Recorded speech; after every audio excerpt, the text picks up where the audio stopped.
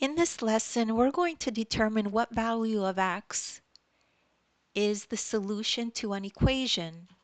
So if we have a problem like this that says what value of x is a solution to the equation, and here we have our equation 2x equals 16. Does x equal 3 or does x equal 8? So step 1, the correct solution is the variable that will make the value of the equation true. So the next step, to find the solution, substitute each value of x into the equation.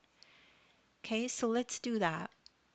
So substitute the value x equals 3 into the equation, into here, okay?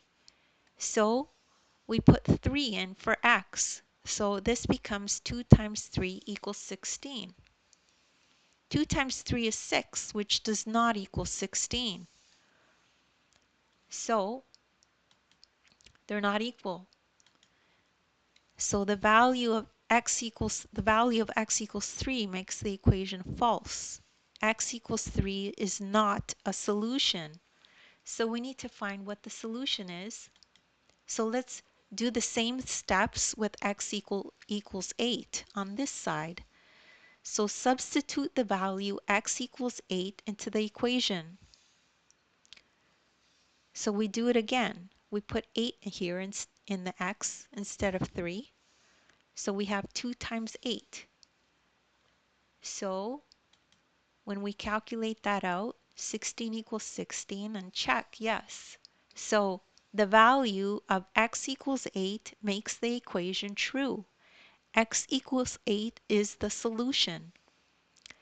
So that's how you do that type of problem. And don't worry if you don't understand this right away. You could just rewatch the video. As well, I have links in the description to other videos of mine that are like this, so check those out. As well, you could download the ebook. In the ebook, I have this exact lesson in it. There's a link there. It'll take you right to this video, and you can watch the video as you follow along in the ebook.